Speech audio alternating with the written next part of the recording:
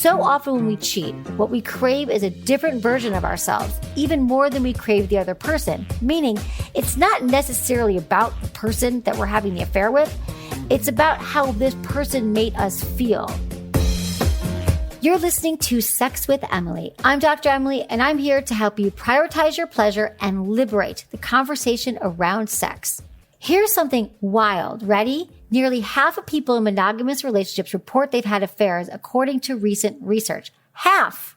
And that's just the people who admitted it to a survey. So why is this common? Well, in this episode, we're talking trust and infidelity as we break down the reasons why people cheat, what to do if an affair has happened, and deciding whether to rebuild or break up and move on. Plus, I take your questions on trust and infidelity and treatments for infidelity, like how to restore your confidence after an affair, what to do if you suspect or just caught your partner cheating, and how to come back from online infidelity. Please, please, please rate and review Sex with Emily wherever you listen to the show. We so appreciate it. We read all your reviews. Check out my new article, Ask Emily, I Can't Always Get Hard for Sex. Help on sexwithemily.com. All right, everyone, enjoy this episode.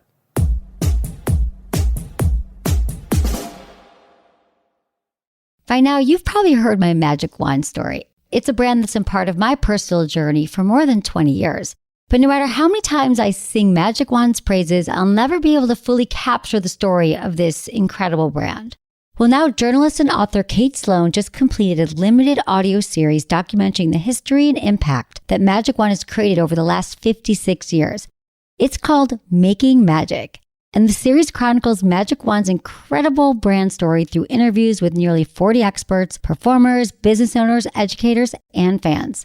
So I got a sneak preview of the series, and what I loved is that Kate weaves together snippets from all their interviews into this amazing story arc.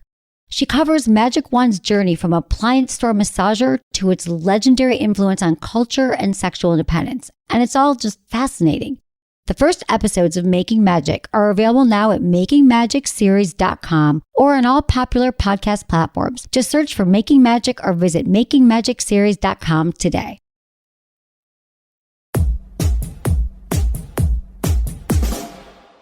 All right, I'm going to get into your questions about affairs and infidelity, but first, let me just set the stage for you here because we can learn so much about relationships through studying modern day affairs.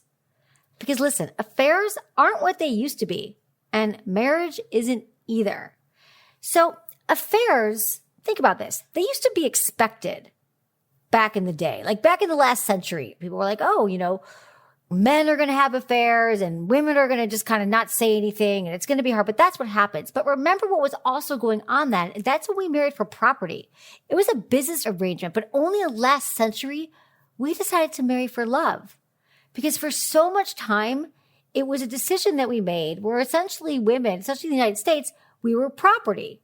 But now, modern couples especially, marriage is no longer about your economics. It's no longer about what everyone's bringing to the table financially. My parents aren't involved. Your parents might not be involved in your arrangement. Now, marriage is a free choice. Like we all have free choice and two individuals, and we are deciding that we want to be together, and it's not based on money at all. It's based on love and affection and romance. And hopefully, you're having hot sex too. But the challenge of affairs comes in when we still want everything that the traditional family was supposed to provide. Okay. And a lot of this work, Esther Perel has done so much great work on this. She has a wonderful book called The State of Affairs. And she really turned this thinking on its head about affairs. So we still want property and children and security, but we also want our partner to be our best friend and to be our therapist and our confidant and to desire us and be interested in us and interesting all the time. And to quote Esther Perel, and this is one of her main tenets of her work, both in Mating in Captivity and The State of Affairs, is that here's the conundrum we find ourselves in. We should be best friends, trusted confidants, and passionate lovers to boot. Okay? So how does one person do all of that? You're setting your partner up for failure. We're setting ourselves up for failure to really expect that one person is going to be our everything. So you can see a lot around marriage has changed over the past 100 years, or marriage or commitment, right? So it's not easy to say in a committed relationship when we all have so many needs? And now we're told by society that we have to be in a monogamous relationship and this partner has to fill all of them. And that's challenging. How is that going to work? It doesn't work. And that's why we see so much infidelity today. We see like in almost half of relationships, there's some kind of affair. And it's not just a violation of trust, although that is what's really hard for a lot of us. It's sort of shattering this grand ambition that you had about your relationship, this romantic love. It's tearing lives apart. That's why affairs are the subject of like great songs and literature and art.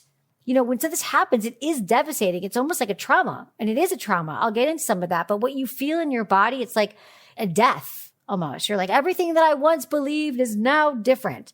And it can take a huge toll on relationships. However, here's the good news. You can repair trust in a relationship. Couples can stay together after an affair, but it does take a lot of work to repair the broken trust. That's work that I'm going to get into in this episode. And some couples, it won't work. For many, many couples, an affair is a binary thing. Like if you ever cheat on me, I'm out of here. But some couples, they do recover and they actually emerge stronger than ever from having gone through the deep, intimate, revealing, vulnerable process of recovering from the affair. Okay? So I just want to lay the groundwork so you can see where we're at today in our society. But let me get into the reasons why people have affairs. Now, it happens to really happy couples. Don't you always hear this from someone like, we're in love. I love my partner. They're my best friend. We have amazing sex. I have no problems. I want to spend the rest of my life with my partner. And I had an affair. So a lot of people think that if the affairs are about the sex or about anger or getting back at your partner. There's a great study in psychology today that I kind of want to break down for you that's going to help illuminate some of these points. So it showed that the reasons why people have affairs, well, the top one was they just fell out of love, and that's at 77%. There probably wasn't a deficit in an existing relationship, for sure. There wasn't like huge problems. Maybe they didn't feel love from their partner, or they found greater love elsewhere. They'd been together a really long time and they grew apart. They're just not in love anymore. Now, it could also be for variety. 74% said, partner's my best friend. I love him, but I just want to try something new. And maybe they were a little bored. And you might be happy to hear that it's not just for sexual desire. I think a lot of people think if your partner has an affair, it means that I'm bad in bed. Remember, if we're betrayed, we just think of all the worst things. I wasn't good in bed. I wasn't a good partner. I gained 5 pounds and they left me. It's not necessarily. Only 32% said it was because of sexual desire. And maybe for those people, they weren't having enough sex. It wasn't the right style of sex, which a lot of you talk about. You want a different style than your partner. But the interesting thing, one of the top reasons, which I'm going to end with here, 70% said it was situational forces, meaning their relationship was great. They were one of these happy couples, but something happened where maybe they were drinking or they were thrown into another opportunity they didn't quite anticipate. Maybe they were traveling for work. Maybe they were at a friend's wedding. Like, who knows? Something happened and they weren't with their partner and they had an affair. And that's what many have said have happened. To bring in Esther Perel's work again, she says, this is huge, you guys. So often when we cheat, what we crave is a different version of ourselves, even more than we crave the other person. Meaning, it's not necessarily about the person that we're having the affair with. It's about how this person made us feel. Maybe we felt freer.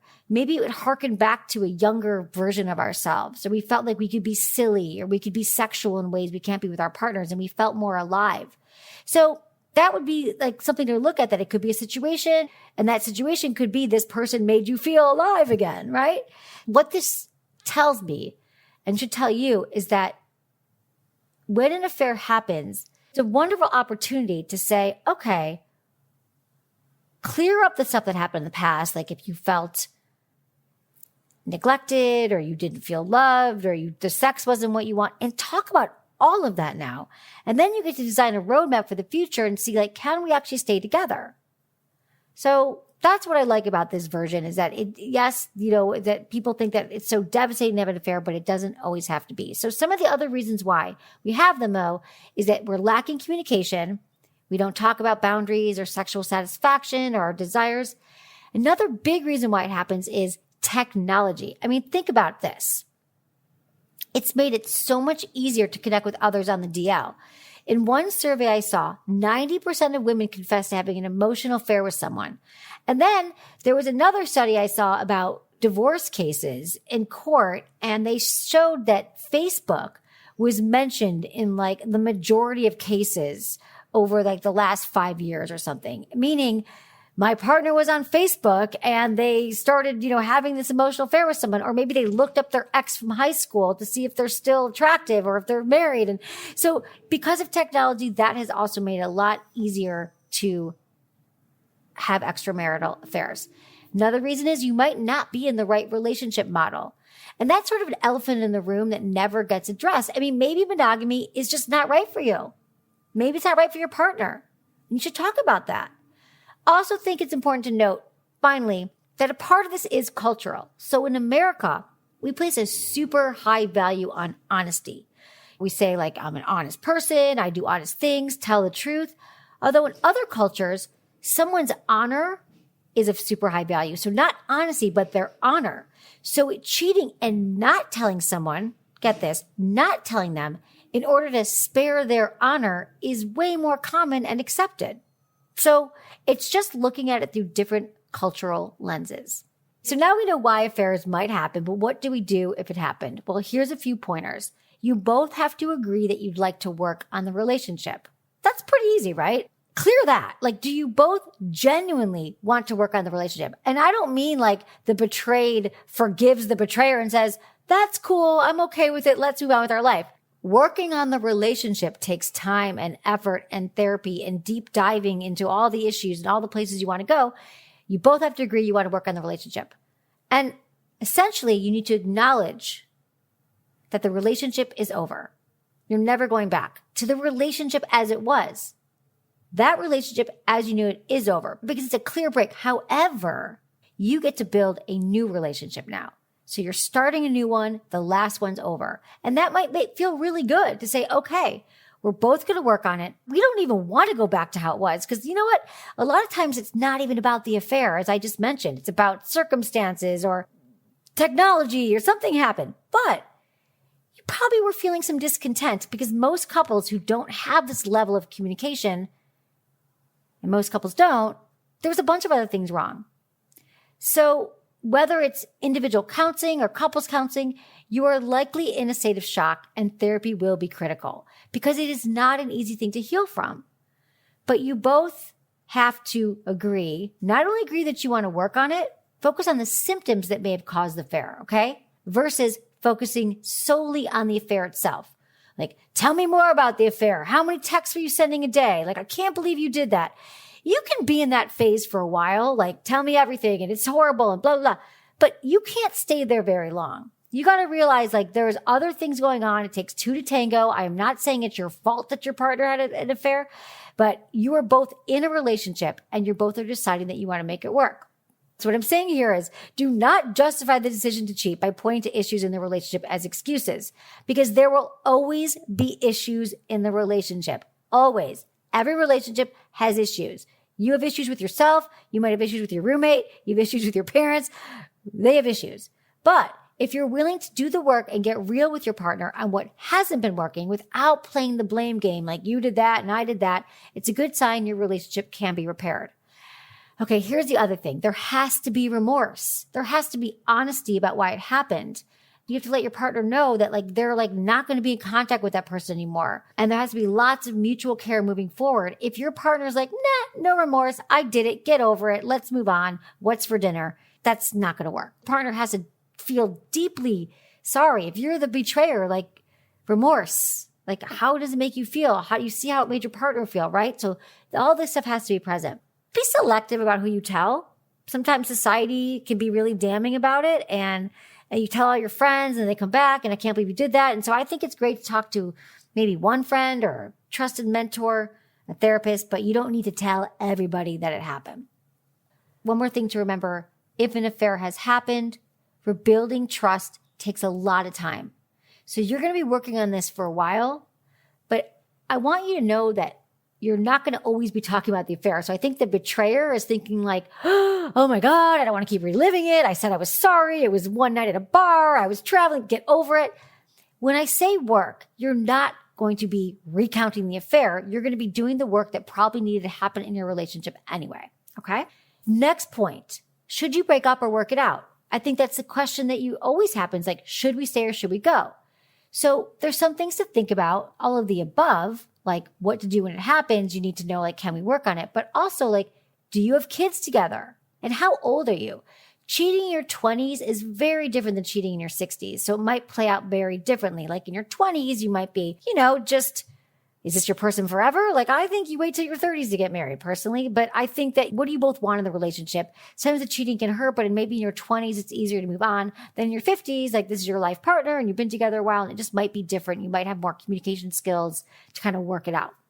So the other thing to think about breaking up or working it out, outside this event, pretend the affair never happened, which was terrible.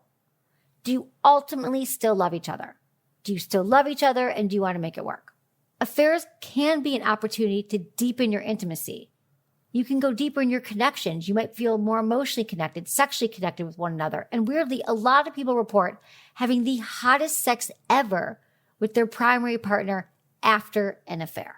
Stop, breathe, and chill out because we'll be right back after a quick break for our sponsors. But first, one of my favorite ways to relax is with a little THC and CBD. I just love that combo because those combined together just help you relax. You feel good in your body. And there's been so many studies lately that have shown that people who use weed have more frequent sex. Women's orgasms are more satisfying. Cannabis enhances our senses. It does all the things. I've been loving Via Hemp Company's High Love THC libido gummies. Like if you came over, I would make you take one, even though we're not having sex. I give them to everybody. If you haven't tried gummies before sex or to get yourself in the mood, I'm telling you, these are a great place to start. And because Via Hemp Company's gummies have both THC, CBD, and aphrodisiac herbs, it gets your blood flowing, it wakens your senses, it helps ignite pleasure. And because they're low in psychoactivity, it just means that you can focus more on your partner and all the sensations you're feeling. You don't get taken out of the moment. And they come already pre-dosed, so you don't have to worry about taking too much. You can just take half. You will love them. Just try it. Let me know. I want to know. I want you to get them and then tell me how it's changed your sex life, okay? I want you to try them out and then get back to me and let me know your experience.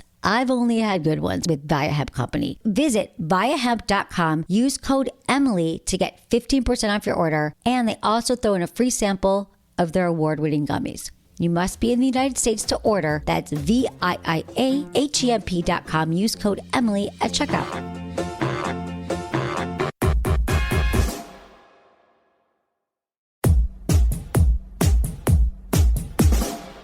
This is from Elliot in Texas. Hi, Dr. Emily. I rarely, if ever, hear about the effects of a wife having an affair on the husband. Men are supposed to be tough and macho, usually the one having the affair, etc. Men won't admit the emotional damage. It's devastating. It has made sex confusing, unfilling, and muddled. How do I get back to a healthy mindset? All right, Elliot, thank you so much for your question. And like I said above, I think back in the day, we thought men were cheating and women were the victims, but it's a different ballgame right now. Everyone's cheating. So first off, I'm really sorry that happened to you. And it does sound devastating. So let me just tell you this. Please be kind to yourself. Especially when things are reminding you of the affair. Maybe you came across something or drove past a restaurant that they went to, like something, and it stirs it up. So just know that if you're having a bad time around it, to be kind. Work on communicating some of your feelings with your partner. I don't know how much work you guys have done about discussing about how this made you feel. Using I statements without blaming. I feel this affair made me feel like I'm less important to you and I feel less connected to you sexually, rather than saying, you had this affair and now I don't want to be naked with you. There's a very different tenor when we say I versus you and the blaming. The Gottmans, John and Julie Gottman, who are on the show, they've done some excellent work around repairing after affairs. Recognizing that it's betrayal and it's destroying the trust. And so not only, Elliot, do you need to express your feelings, your partner does too.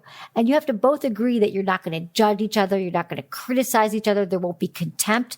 And remember, it's not a one-time conversation after an affair. You're going to keep talking about it. And you need to find ways to connect emotionally and sexually. Start bringing back some intimacy. Now, it doesn't have to be going right back to sex, but you want to be more attuned and spend regular time together. So like rituals of connection could help lead to the intimacy, like daily walks, eating meals together without screens, agreeing to like spend time together, not talking about the kids and not talking about the affair. All these things are really important points. So that's where I recommend you get started, Elliot, to kind of move past some of this really hard things you're going through, because it is destabilizing and it's just takes some time to recover. And so if you both have agreed to work it out, I wish you so much luck and patience. Okay. Thank you for your email, Elliot. This is from Serena, 24 in Arizona. Hey, Dr. Emily, I'm in a healthy, loving, and supportive relationship with my boyfriend, who I've been dating almost a year in March. My problem is I constantly feel like he's cheating on me. My boyfriend is very social. He has many friends, female, male. He's also a bartender, so he meets many new people. And I also work in the same industry. We've talked many times before how there needs to be boundaries when talking to the opposite sex, especially through different platforms and social media. And I know he would never cheat on me or do anything intentionally to hurt me, but I hate to say it. I've gone through his phone from time to time when I can't seem to scratch the itch that he's entertaining other girls. And I find him snapping, messaging girls, and sharing things he shares with me to these girls who are his friends. I'm aware you can't control everything your partner does and that I have my own things to work on, but I always have the fear he's cheating on me emotionally. I want to get better, and I'm constantly working on myself, but I feel like I've always got this on my mind. All right. Thank you for your email, Serena. So it's really common actually that people sort of worry about partners cheating when it hasn't even happened. Let me just run past you some of the reasons why people do this, okay? See if any of these resonate with you. Now, maybe you've cheated in the past and you find that like you're worried now that the cheating could happen. So just if that is you, you can overcome it. Again, you work through trust issues by discussing your past hurts and mistakes with a partner. And telling your partner that like, I used to be a cheater, or in the past I've cheated. I really want to be healthy about it. I'm having these unrealistic obsessions that you're cheating, but really I was a cheater and I don't want to cheat in this relationship. Like that's just vulnerability and that's just being real. So being real with your partner and letting them know that that's why you're having these thoughts could really help with the relationship. Another reason, like you just might struggle with trust issues overall. You know, maybe you were cheated on in the past. You know, maybe even your parents, you came from a home where there was betrayal in the home, or your neighbors or your aunts and uncles. Like there's just a lot of reasons why we sort of struggle with trust issues. And yeah, it's because it was modeled to us as a child. And now that's how we're going to relate to people as adults. If we grew up in a home where someone was cheated on and one of your parents were like, everyone cheats, you know, don't trust men, don't trust women, this is going to happen. Well, guess what you're going to believe when those were the messages you heard during those very formative moments. That's going to impact how you view your entire world and how you view relationships. So how you would work on this is to actually find a great couples therapist that can help you work through the issues you have around cheating and betrayal. And then you can work on trust in your relationship. And finally, another reason why people cheat is like, you just might not feel very worthy of it. You might have some self-esteem challenges. Could be some of the problems above. So when it comes to like self-worth and trust and having like a paranoia around cheating, it's important to have some like practices that will really help you, like affirmations. Like if I don't love myself fully because I don't feel like I'm capable of love, how could someone else love me in a way that I can't truly love myself? Or maybe even like myself. I know self-love is really hard for people sometimes, but even to understand that concept, that at least I want to believe that I am deserving of it. You can even just take that part of the affirmation. Like, I am capable of love, I am deserving of love, and I'm going to find love however I can. And hopefully that will start with love or acceptance towards yourself. So those are some of the reasons. Serena, you know, you can talk to your partner about this or just kind of think about these things and see what the next steps would be in healthy communication. One thing I want to point out that you brought up that I haven't mentioned yet is you mentioned, Serena, that there needs to be boundaries when talking to people of the opposite sex, especially on social media. And I just want to encourage people in a relationship now to set up those boundaries rather than obsessing about it or worrying or checking how many people they message on Instagram and snapping and all the things. What if you just said to your partner, I think we should have a conversation about boundaries with this stuff. Like, I see you follow all these hot people and it makes me feel this way. And if someone messages you, maybe you could let me know, or you could not message them back. Like, just have the conversations, because sometimes just putting boundaries in place and discussing your vulnerabilities around it will make you both feel a lot safer and grounded in the relationship. So I recommend boundary discussions in all relationships. This is from Grant, 43 in Montana. Hey, Dr. Emily, we've been married for nearly 20 years, and we both had instances of online infidelity about 5 years ago, and we haven't had sex since. Our sex life was great before we got married, but it went downhill right after. I definitely want to start again, and I mention it from time to time, but really don't know how to approach a conversation. Can you help me? Oh, Grant, 5 years is a long time to go without having sex in a relationship. On top of the fact, let me just mention this, sounds like the sex hasn't been that great. You said it was great right before you got married, which was 20 years ago. So for 20 years, you haven't had the most satisfying sexual relationship with your partner. And so without having sexual intimacy in this relationship that is actually connecting and pleasurable for you both, how are we going to begin this relationship again? And I understand you're asking me how to do it, because it is not easy to have these conversations. And casually mentioning it from time to time, like you said, is just not going to work. And remember that relationships are more about repair than perfection. And they're more about how you guys come back together. And it sounds like for 20 years, there's been some work that needs to be done. So I highly recommend that you both, if you've both agreed that you want to work on it, going back to my points earlier, if you've both agreed that you want to work on the relationship and you want to be together, then I think that therapy would be excellent for you both to find a trusted counselor, because for 20 years, you're not going to be able to undo a lot of the patterns that you're in right now. You're having the same patterns of fighting and the same patterns of disagreements and even the same patterns of not having sex. So if you both have agreed that you want to work on it and your sex life and your intimate life and your relationship is important, then I highly recommend therapy on a regular basis, once a week, for at least 3 months, maybe 6 months, to help you guys rebuild the relationship, because it is so crucial that you get some help in this area. Remember, you are not alone when this happens in a relationship. There's a lot of trauma and betrayal as well. I just want to mention that. So much so that therapists are now turning to treatments for infidelity to treat the shock. It is a shock. It's pain. It's fear. And it's so destabilizing. And so I just want to say that, like, all these things are, if you've been through an affair or cheating in your relationship, it's a trauma, and therapy will help you. I love EMDR therapy. You can find more about it at emdria.org. EMDRIA.org is an excellent resource. I've talked about it a lot on the show. It actually helps rewire your brain around the trauma. This is from Jake, 30 in California. Hey, Dr. Emily, I am married to my lovely wife. I am 30 and she's 37. We have 2 kids together. I've always felt more sexually open than her, and I consider myself about a 2.5 on the Kinsey scale. She's under the impression that I am a 0 or a 1. I want to experience more sex in my life. I wish I hadn't gotten married so young, because I hadn't really explored any of my gay desires. My wife's against porn, think guys are gay if they want a prostate massage, and now she has a low sex drive. I've been chatting with guys online and even went to a bathhouse just to feel that nervous, excited sexual energy again. I even masturbated with another male in the room together. It was so hot to be with someone. Am I totally out of luck? I love my wife and my kids, but I feel like my sex life is doomed. She doesn't ever want to mix it up. It's to the point where I fantasize she is someone else when I'm having sex with her from behind. Any advice would be greatly appreciated. I love your show. I want to try and get my wife to listen to it, but I don't know how to even go about that without her being weird. She won't talk about sex with me. She always rolls her eyes and gets upset. I've tried setting time to talk, telling her this is important, but the problem is she never talks to me about what she wants. Ugh, please help. I'm worried that I have to find happiness by cheating on her, and I don't want it to come to that. All right. Thank you so much, Jake, for your vulnerability and your honesty in this email. This sounds like you're going through a lot, and my heart goes out to you. This is not easy to deal with in any relationship. And there's just a lot of unresolved issues here and miscommunication or lack of communication in your relationship. You feel so sexually unfulfilled that you want to go out and cheat.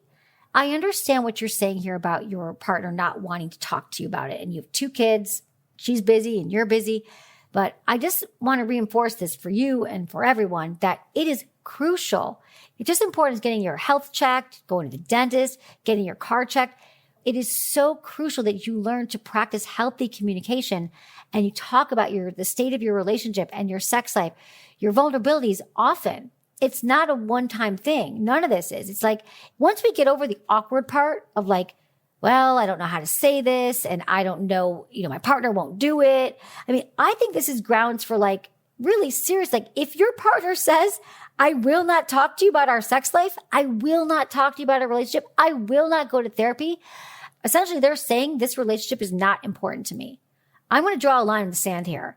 Now, I also think that they're saying that because they don't understand the importance of it. Because listen, most of us grew up in homes where there was no talk about any emotions, any feelings, any vulnerabilities. We never saw our parents talk about it. So how would we know how to do this?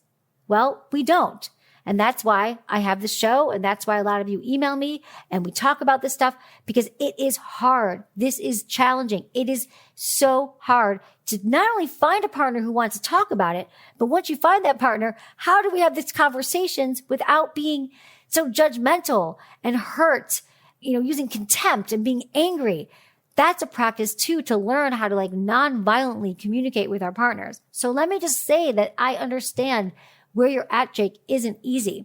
But first, we got to get her to listen. So maybe something you could say to her is, I don't know how you've tried it in the past. I have a great guide on my website at sexwithemily.com. It is our 3 T's of communication. And it is an excellent guide to get you started because maybe you were trying to have the conversations at a time that wasn't quite right. Like maybe it was after she came home from work and she was exhausted, or maybe it was, you were frustrated about something and you just lobbed it on and we never have sex, or we never talk about things. So the time that you do it by timing, tone, and turf formula is you got to pick the right time. You got to use the right tone. It can't be defensive and demanding and judgmental. It has to be like, hey, I know I've said this to you before, but I really am feeling now this strain in our relationship. I love you. You're my life partner. I really think we need to find time. Is there a good time for you? Can we do it Saturday night? We have a babysitter. Can we do it on our morning walk? Let's do it at dinner. Figure out the right time. And then turf. Again, if you're having issues in the bedroom, I always recommend don't do it in the bedroom, do it outside the bedroom. But in your case, Jake, just find a place that you feel safe and comfortable. Now, when you have this conversation with her, you also have to share with her that you have these desires for men. There's no way you're going to last in this relationship, Jake, if you're not honest with her. Now, I don't know that you lead with it on the first talk because remember, this is not a one-time conversation. You're going to have these conversations every week, hopefully for the rest of your relationship. Because let me paint a picture for y'all.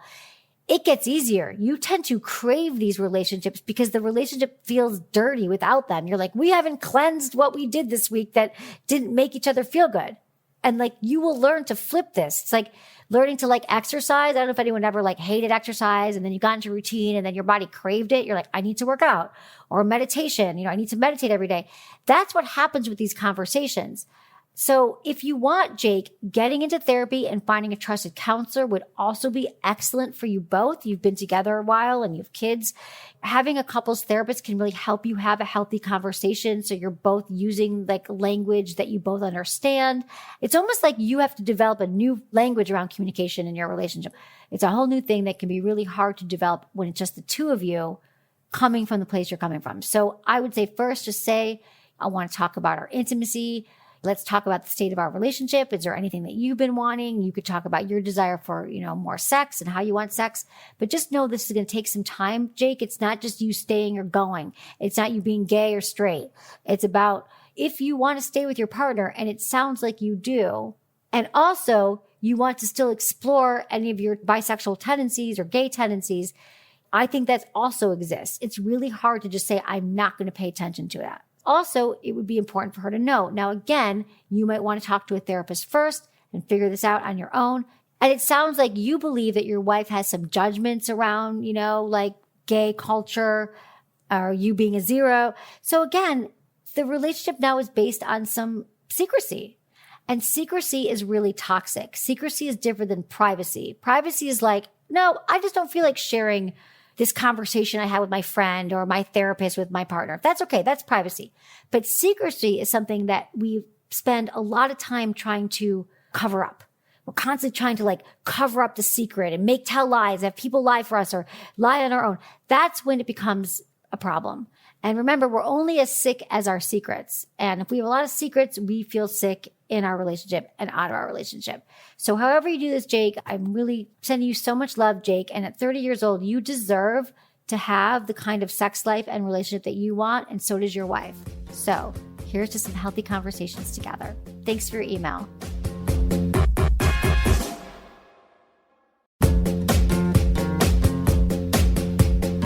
That's it for today's episode. See you on Friday. Thanks for listening to Sex with Emily. Be sure to like, subscribe, and give us a review wherever you listen to the podcast, and share this with a friend or partner. You can find me on YouTube, Instagram, Facebook, and Twitter at Sex with Emily. Oh, I've been told I give really good email. So sign up at sexwithemily.com. And while you're there, check out my free guides and articles for more ways to prioritize your pleasure. If you'd like to ask me about your sex life, dating, or relationships, call my hotline, 559-TALK-SEX. That's 559-825-5739. Or go to sexwithemily.com/askemily. Special thanks to Acast for powering the Sex with Emily podcast. Was it good for you? Email me, feedback@sexwithemily.com.